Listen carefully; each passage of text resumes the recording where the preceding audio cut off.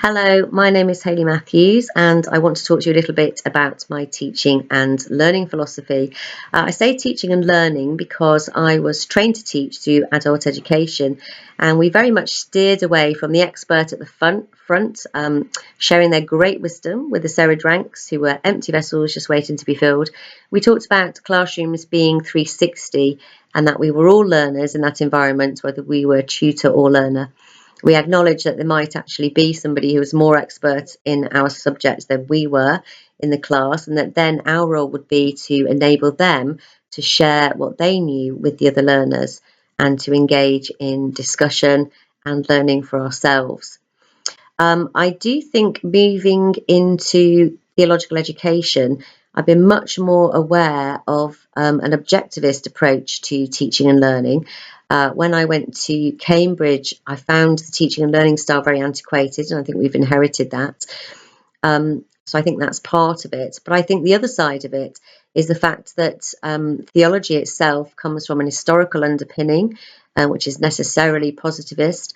And our doctrinal and theological tenets are very narrowly defined, and therefore there is a certain amount of data that people do have to learn.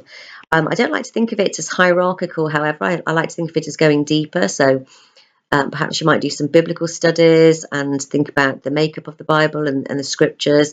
You may do some source criticism, going deeper, and going deeper still, you may learn the original languages in which scriptures were written. And that recur-like cycle where you keep going back to a text with more insight and more knowledge and more reflection, to be able to, really crack open the bones and get the marrow out. I think that's very much a constructivist approach to objectivist field, or indeed data, positivist data. I think the motivation of students is also something that's really important when we think about theological education. I think most students who want to do theological education are hugely motivated, but I do think some of them have been inadvertently trained to be very passive learners by their ecclesiology. So they have been sitting in the pews in their serried ranks, they have been receiving what they know of their faith, their doctrine, even the world about them, from the pulpit or from the biblical text and the way that they're relayed to them. And some of these learners can be hugely frustrated when they come to lectures and discover that they're not just going to have somebody's wisdom and knowledge imparted to them and handed over, essentially, that they can just reflect back an assignment, but that they will need to go away and dig for themselves. And this can be hugely frustrating for people.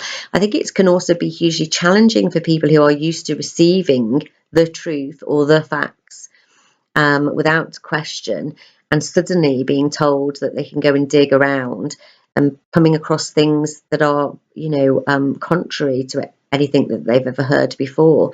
And that can be very unsettling for them, both in terms of faith, ecclesiology, spirituality, etc., which of course is hugely personal to us. So I think motivation of learners is a big part of ensuring that we do use a constructivist approach to empower our learners to go on their own journey. And I think it's very much about knowing people's learning styles and enabling enough tools and resources for people to make a journey that's meaningful to them and helps them to get to the place that we're trying to get to them. Somebody mentioned critical realism in the posts, and I do think critical realism is very much it reminds me of the partial reflective cycle, actually, that we're getting the data, the positivist data, and we're coming at it from a constructivist point of view and looking at how other people's expertise, about how these things interact with real life, and going back to interrogate doctrine and theology, and with this new and fresh insight.